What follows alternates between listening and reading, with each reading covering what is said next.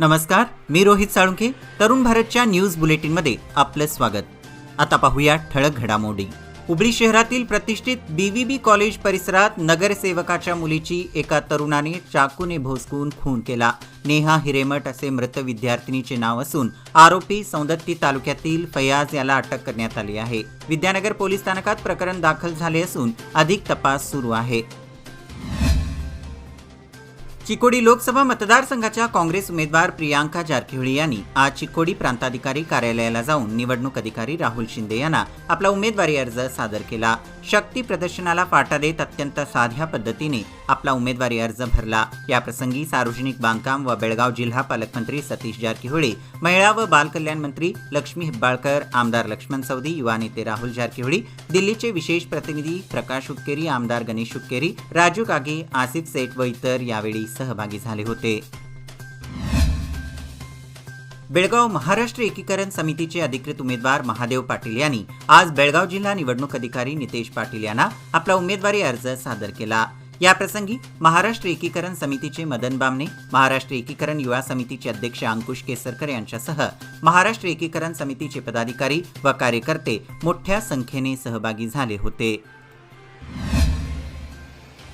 बेळगाव येथील अनुगोळ main road 34 number शाळेजवळ खडीने भरलेला एक डंपर उभा करण्यात आला होता. त्या डंपरच्या वजनाने तो स्लॅब खचला आणि डंपर कलंडला. त्यामुळे या डंपरमधील खडी रस्त्यावर सर्वत्र विखुरली गेली. जेथे हा डंपर कलंडला त्या शेजारीच एक छोटे दुकान थाटण्यात आले असून केवळ सुदैवानेच या दुर्घटनेत त्या दुकानाला कोणती हानी झाली नाही. अन्यथा तो डंपर त्या दुकानावर कोसळून नुकसान झाले असते. लागलीच क्रेनद्वारे त्या डंपरला उचलण्यात आले. या घटनेने येथील वाहतूक काही काळ खोळंबली होती.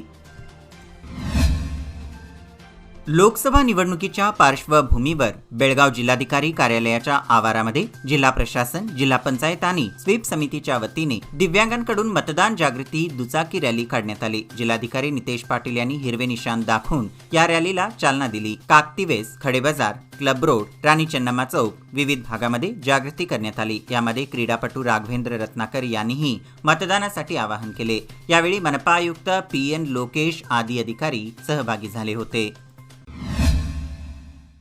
लोकसभा निवडणुकीच्या पार्श्वभूमीवर अवैध प्रकारांवर आळा घालण्यासाठी बेळगाव शहरात कर्नाटक, महाराष्ट्र आणि गोवा या सीमावर्ती जिल्ह्यातील पोलीस अधिकाऱ्यांची बैठक पार पडली.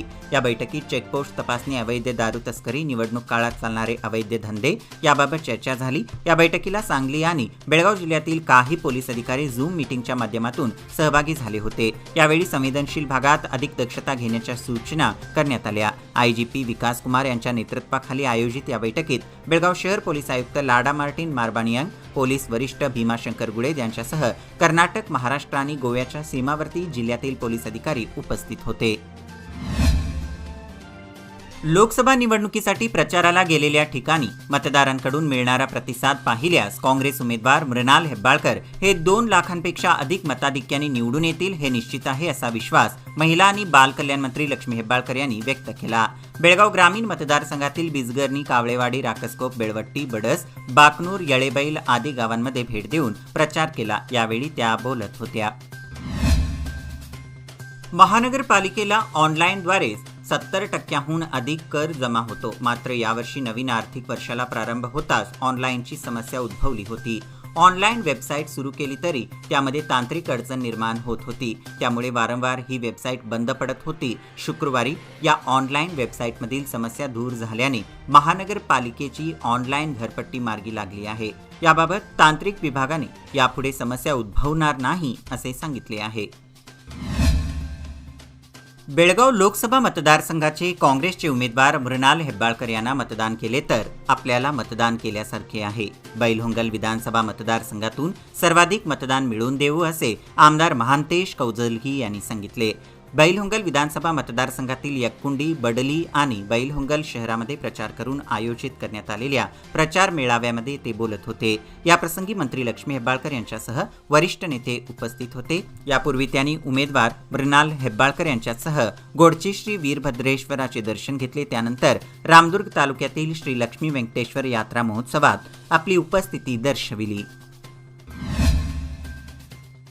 अवकाळी पावसाने गारपिटीचा कर्नाटकासह महाराष्ट्राच्या अनेक भागांना फटका बसला आहे. आज देवरवाडी तालुका चंदगड जिल्हा कोल्हापूर येथे अवकाळी पावसाने गारपीट कोसळली. देवरवाडी येथील चालुक्यकालीन ऐतिहासिक श्री वैजनाथ मंदिर परिसरात वारा आणि गारासह जोराचा पाऊस पडला. यामुळे उष्माधूर झाली, मात्र पिकांना फटका बसण्याची आणि रोगराई वाढण्याची शक्यता आहे. कटगेरी तालुका अथणी येथे वैशाली पद्मन्ना हबगुंडी वयवर्षे 22 हिने विहिरीत उडी मारून आत्महत्या केल्याची घटना उघडकीस आली आहे. याबाबत पती, सासू, सासरे, दीर यांच्या त्रासाला कंटाळून तिने आत्महत्या केली असल्याची फिर्याद मुलीचे वडील जट्टप्पा कारटगी यांनी अथणी पोलीस स्थानकात दाखल केली आहे.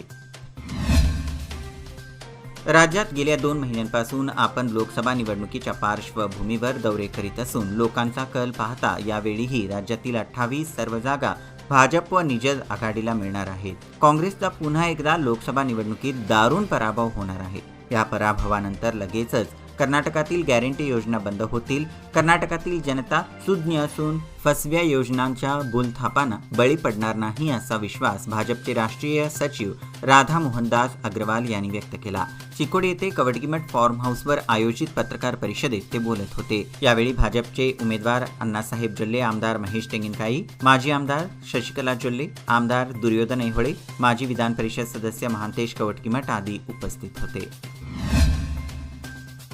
लोकसभा निवडणुकीत कोणताही गैरप्रकार होऊ नये यासाठी हालट्टी तालुका चिकोडी येथे स्थापन करण्यात आलेल्या तपासणी नाक्याला निवडणूक अधिकारी राहुल शिंदे यांनी अचानक भेट देऊन पाहणी केली.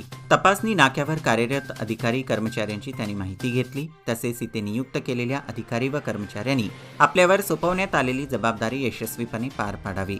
निवडणूक काळातील कोणत्याही जबाबदारीकडे दुर्लक्ष करू नये, असे करणाऱ्यांवर शिस्तभंगाची कारवाई करण्याचा इशारा त्यांनी दिला. आगामी लोकसभा निवडणुकीत मतदान जास्तीत जास्त व्हावे यासाठी कुडची नगर परिषदेच्या वतीने कुडची शहरात मतदार जागृती फेरी काढण्यात आली. कुडची नगर परिषदेच्या वतीने 7 मे रोजी होणाऱ्या लोकसभा निवडणुकीत मतदानाचा टक्का वाढावा याकरिता विविध कार्यक्रम राबवून मतदारांना आवाहन केले जात आहे. याचाच एक भाग म्हणून गुरुवार 18 रोजी मुख्याधिकारी काशीनाथ धनी यांच्या नेतृत्वाखाली मतदार जागृती फेरी काढण्यात आली. यावेळी SB कदम, VL बिलवडी, सतीश निडोनी, महांतेश कट्टीमनी, आबिद रोहिले, सुखदेव शिंदे, विजय शिंदे, वाहिद मुल्ला यांच्यासह मान्यवर सहभागी झाले होते. चिकोडी शहरात 2 दिवसापासून 40 डिग्रीच्या वर उष्णतेचे तापमान असल्याने दररोज भरपूर उष्णता होत होती. गुरुवारी सकाळपासूनच उष्णतेचे प्रमाण जास्त होते. दुपारी 3 वाजता चिकोडीत गारासह पावसाने हजेरी लावली. वादळी वाऱ्यासह मोठ्या प्रमाणात गारा पडत होत्या. केसी रोडवर फळ विक्रेते व छोट्या मोठ्या व्यापाऱ्यांची पावसामुळे तारंबळ उडाली.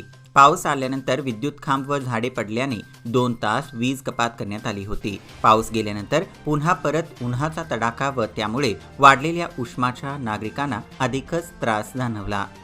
याबरोबरच हे बुलेटिन इथे संपलं. अधिक माहिती आणि ताज्या घडामोडींकरिता पाहत रहा तरुण भारत न्यूज चॅनल. तसेच आमच्या चॅनलला लाईक करा, शेअर करा आणि सबस्क्राईब करायला विसरू नका. आणि विश्वासार्ह बातम्यांसाठी दररोज सकाळी वाचा दैनिक तरुण भारत.